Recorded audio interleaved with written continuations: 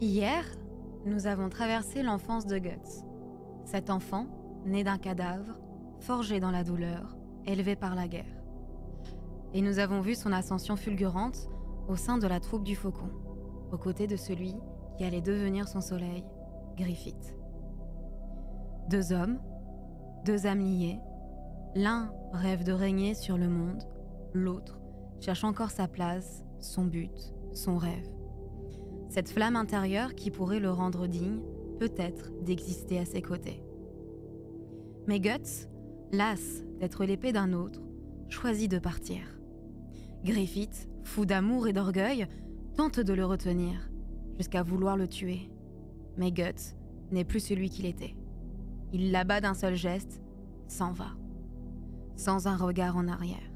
Griffith tombe à genoux, seul, dans la neige. Le faucon blanc perd ses ailes. Alors que Guts erre seul en quête d'un rêve, il croise la route d'un étrange messager, un cavalier squelette, venu des confins de la mort. Son avertissement est clair, mais terrifiant. Le destin de Guts est scellé, et son chemin couvert de sang. Pendant ce temps, Griffith, consumé par le vide, s'introduit de nuit dans la chambre de la princesse Charlotte. Elle voit en lui un héros, un prince tombé du ciel. Elle s'offre à lui sans peur. Mais dans ce moment d'abandon, Griffith pense à Guts. Et lorsque tout s'achève, il pleure, seul, recroquevillé, honteux. À l'aube, il tente de fuir. Mais une servante a tout vu. L'arrestation est immédiate. Le roi du Midland, apprenant la faute de sa fille, entre dans une fureur inhumaine. Griffith est emprisonné, battu, brisé. Pendant plus d'1 an, il subit les tortures du monarque. Et c'est au cœur de cette folie que la vérité éclate. Le roi désire sa propre fille, une abomination qui explique le froid, le silence et la honte qui rongeaient le palais depuis tant d'années. Aveuglé par sa rage, le roi ordonne la mort de la troupe du Faucon. L'assaut est brutal, la troupe est piégée, écrasée sous la trahison. Mais Casca, dans la tourmente, reprend les rênes. Elle commande, protège et sauve les siens.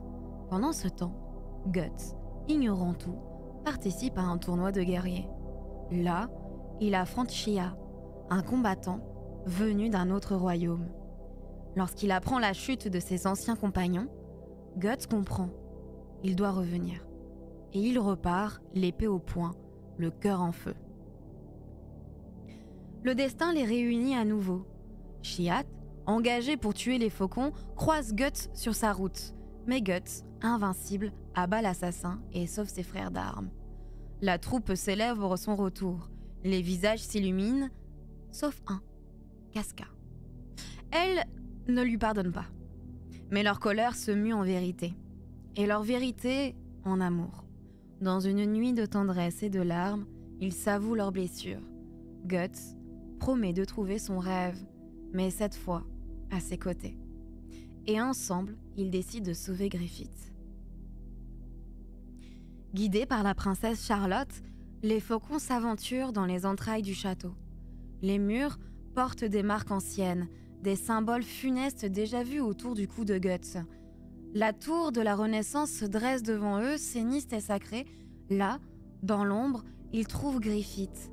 Son corps n'est plus que cicatrice, ses tendons tranchés, sa langue arrachée. Sous son masque d'aigle, il n'est plus un homme, mais une ruine. Ils le délivrent, mais la fuite tourne au cauchemar. Les soldats du roi fondent sur eux. Guts tranche, découpe, repousse. Mais le roi envoie alors ses monstres humains, les Bakiraka. Assassins d'élite, rapides, silencieux. Ils reprennent Charlotte, mais échouent à tuer Griffith. Alors le roi libère sa dernière bête, l'ordre du Molosse noir. À sa tête, Wyald, un démon sous une peau d'homme. Tyran, violeur, boucher, il règne par la peur. Et lorsque Guts le rencontre, Wyald révèle de sa véritable nature. Son corps se déforme, devient une abomination semblable à Zod. Un monstre. Le combat est titanesque, mais Guts triomphe, seul, baignée de sang et de rage. Griffith, lui, n'est plus qu'une ombre. Incapable de marcher, incapable de parler, son rêve est mort. Alors, dans un geste désespéré, il tente de se tuer. Et c'est là qu'il retrouve par hasard son Behérit, cet œil rouge qui dort dans la chair des damnés. Il le serre dans sa main et dans un cri d'agonie, le monde s'écroule. C'est l'éclipse. Le ciel se déchire, la terre s'effondre, les faucons sont happés dans une autre dimension, un enfer de chair et de sang. Devant eux se dressent les 4 démons divins, les God End. Il offre à Griffith un choix, sacrifier ses compagnons pour devenir l'un d'eux. Et Griffith accepte. Les faucons sont marqués du sceau du sacrifice. Les monstres affluent, les hurlements emplissent le vide. Casca est violé sous les yeux de Guts et Guts perd un œil, un bras et tout ce qui lui restait d'humain. Mais alors que tout semble perdu, le cavalier squelette réapparaît. Il brise la barrière infernale, arrache Guts et Casca à la mort et les conduit chez le forgeron Godot.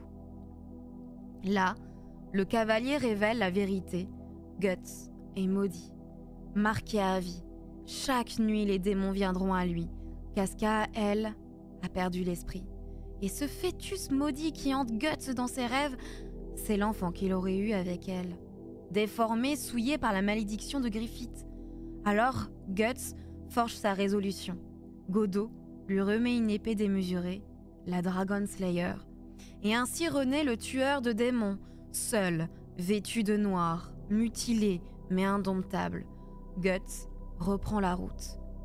Il n'a plus de patrie, plus d'amis, plus d'amour, seulement la haine et la promesse d'une vengeance éternelle.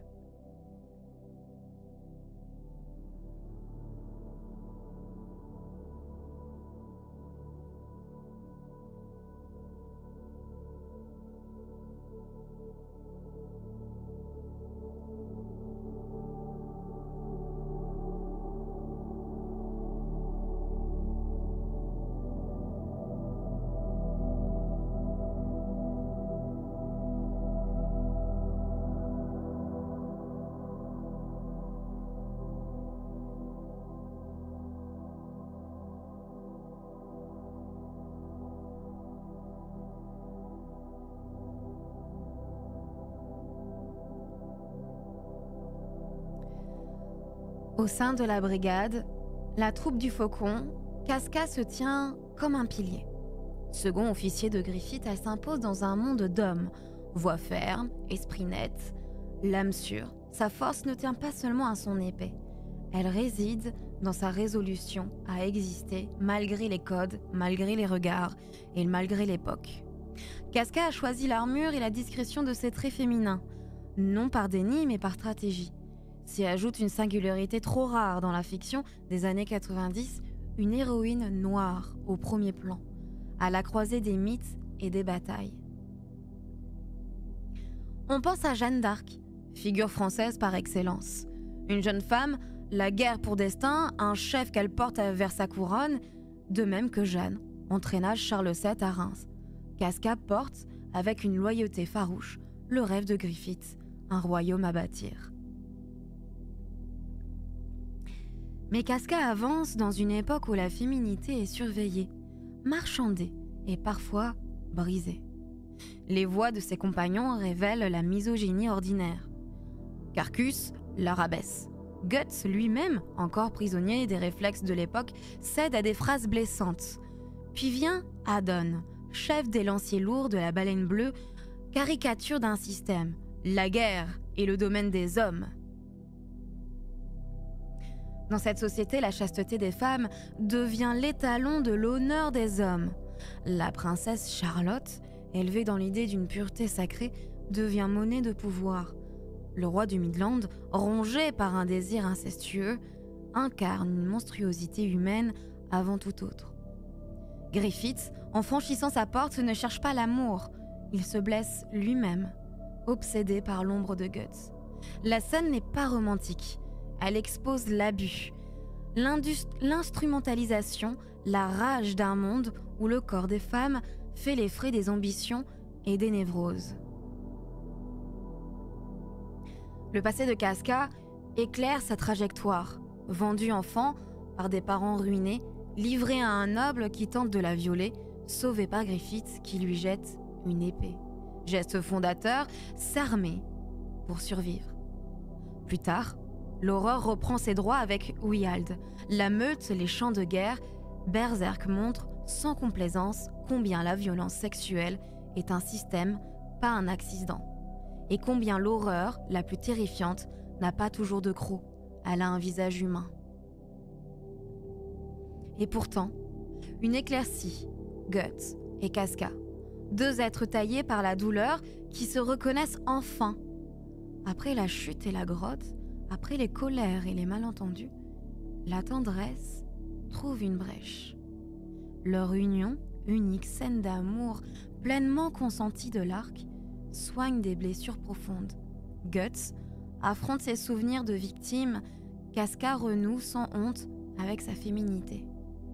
Judo, observateur délicat, amoureux, silencieux, le voit bien. Casca change. Elle s'autorise à aimer cet homme-là et non l'idole lointaine qu'était Griffith. Mais la jalousie inverse ses pôles. Griffith, brisé par un an de torture, renvoie désormais dans les yeux de Casca non plus de désir, mais la pitié. Son rêve lui échappe, sa main ne tiendra plus l'épée. Alors, l'éclipse s'ouvre, cérémonie qui revient tous les 200 ans. Et les God Hand apparaissent. Griffith hésite, vacille, mais le choix est fait. La marque se pose, les faucons tombent, Casca est violée par Femto. Sous le regard crucifié de Guts, la tragédie se grave sur 15 pages qui refusent la pudeur esthétique. L'horreur doit être vue pour être nommée. Berserk affirme ici une idée centrale. Les monstres naissent des hommes.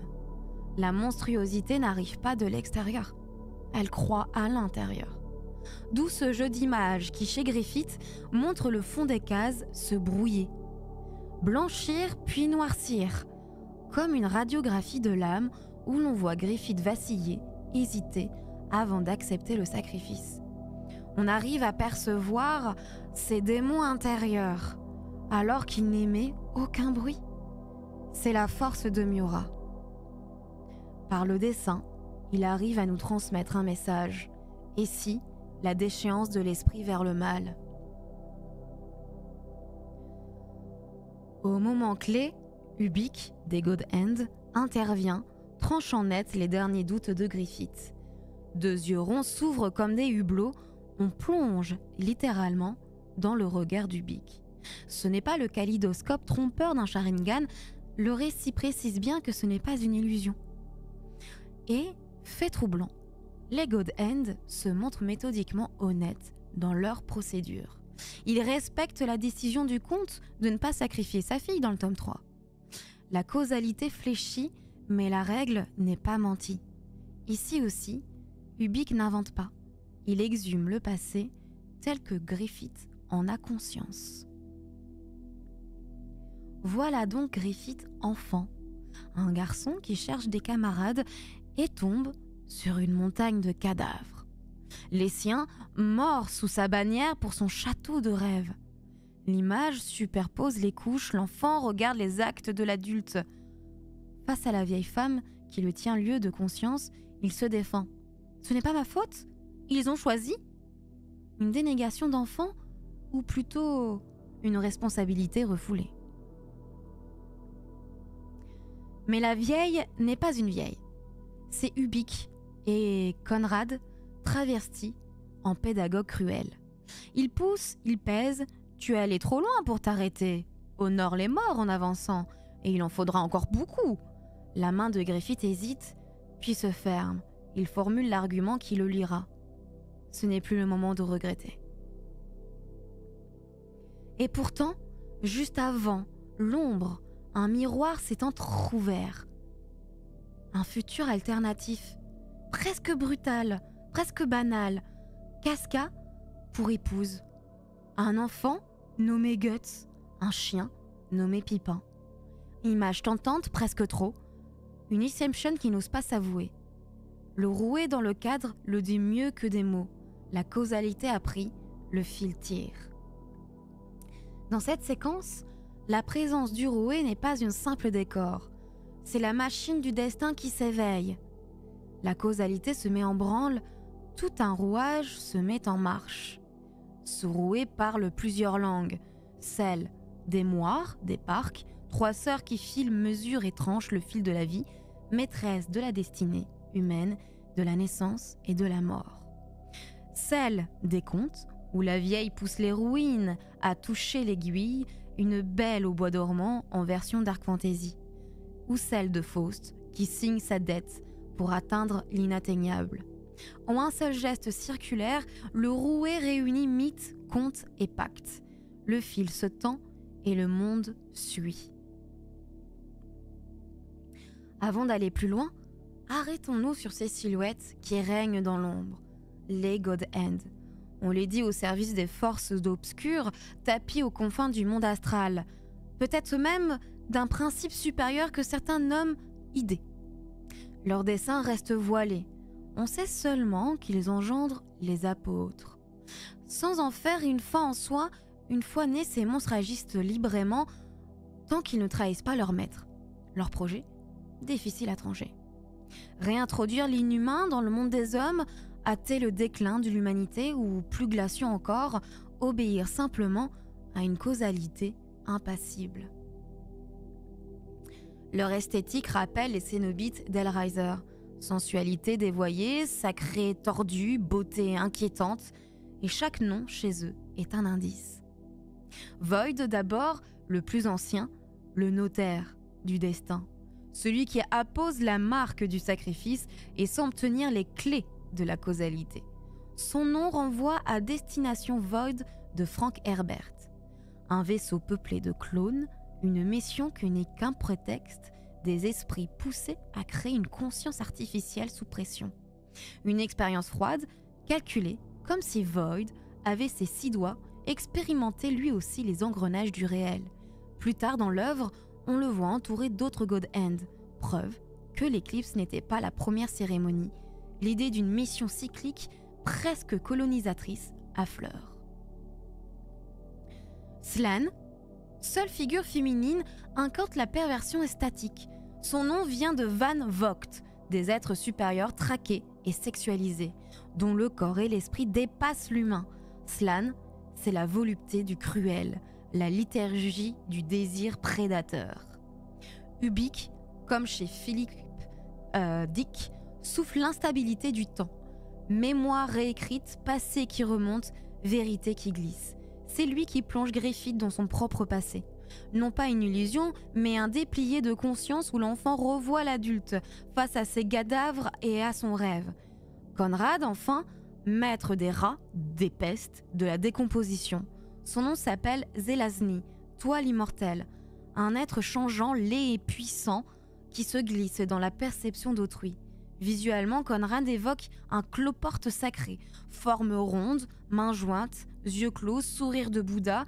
Le cloporte en boule cycle recyclage au retour à la terre. Il a 4 doigts, comme un clin d'œil aux 4 nobles vérités. La souffrance, son origine, sa cessation, la voix qui en délivre. Chez Conrad, tout revient au pourrissement qui nourrit à nouveau le monde. L'empreinte visuelle de Giger n'est jamais loin. Un futur de chair industrialisée, organes et tuyaux mêlés, sexualité agressive, silhouettes qui rendent le regard inconfortable. Dans certaines scènes, l'érotisme et l'horreur se superposent, comme si l'anatomie elle-même devenait un mécanisme. Le premier véritable monstre à apparaître dans la chronologie de notre histoire n'est autre que Zod. Il est temps d'évoquer ce colosse. Zod, épéiste légendaire, apôtre redouté, a fauché des milliers d'ennemis sur le champ de bataille.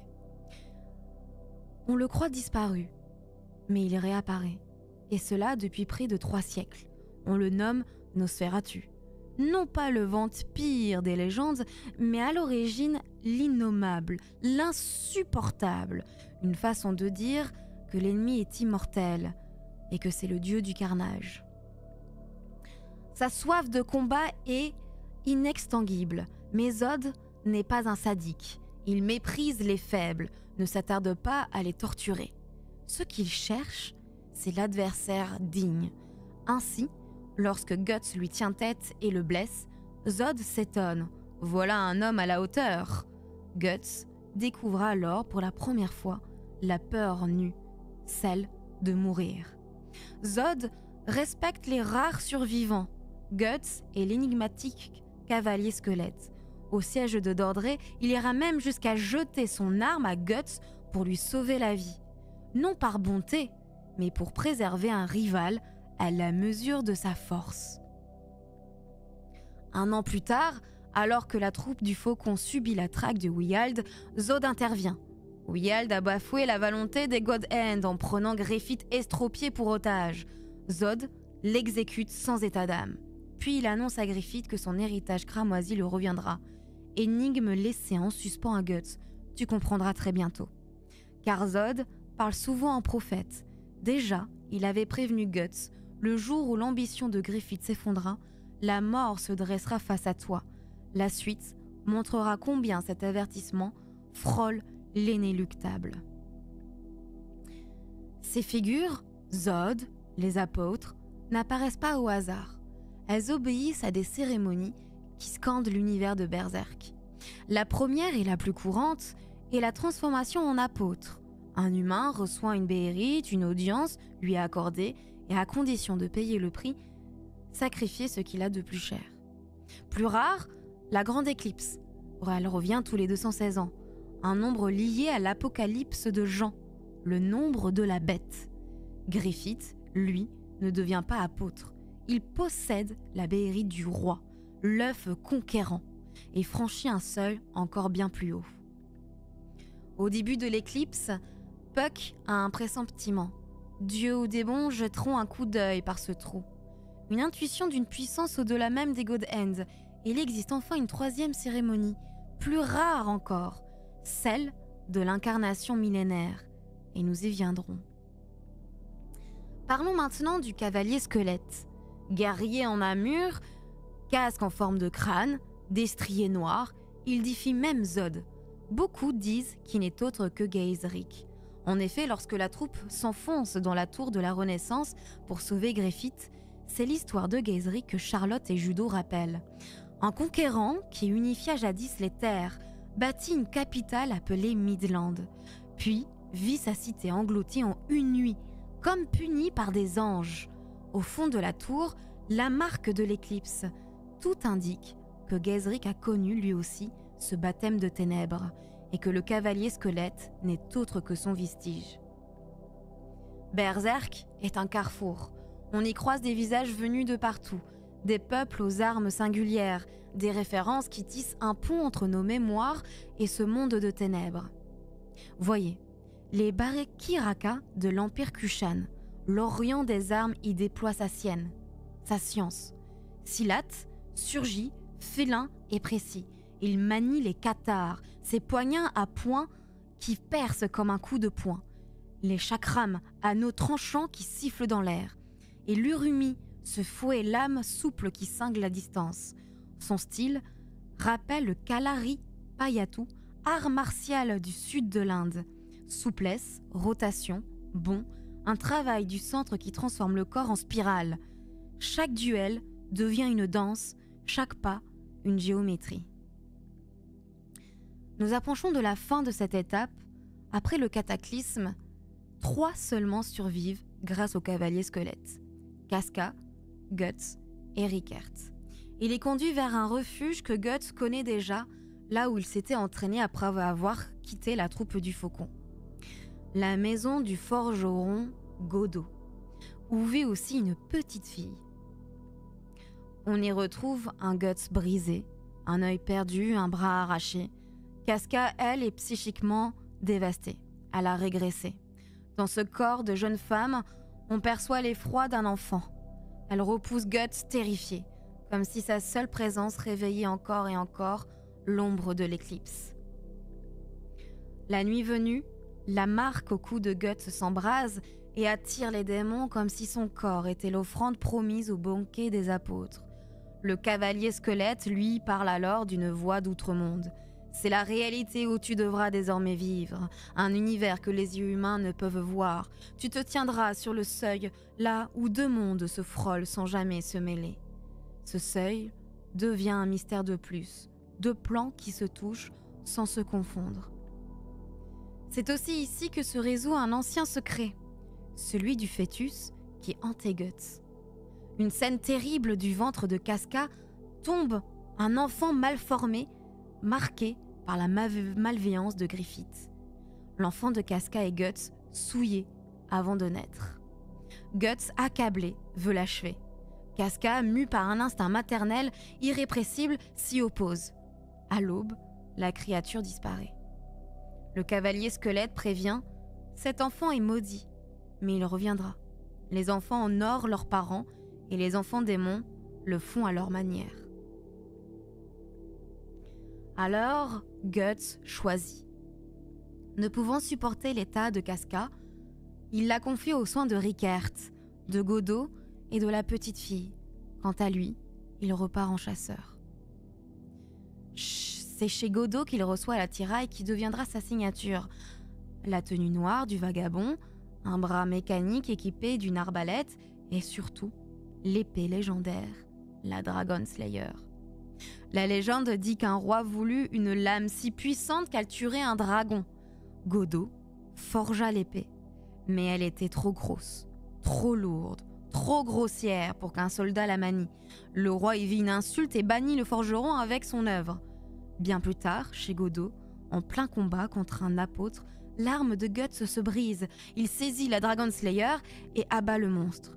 Depuis, l'acier a bu le sang surnaturel de tant d'apôtres qu'il exhale une aura de mort. Cette plaque d'acier peut fendre des colosses démoniaques d'un seul arc. Ainsi renaît Guts, vêtu de noir, un bras d'acier, la Dragon Slayer dans le dos, marqué pour attirer la nuit et déterminé à la trancher. La route s'ouvre devant lui. La suite, vous la découvrirez dans la prochaine analyse.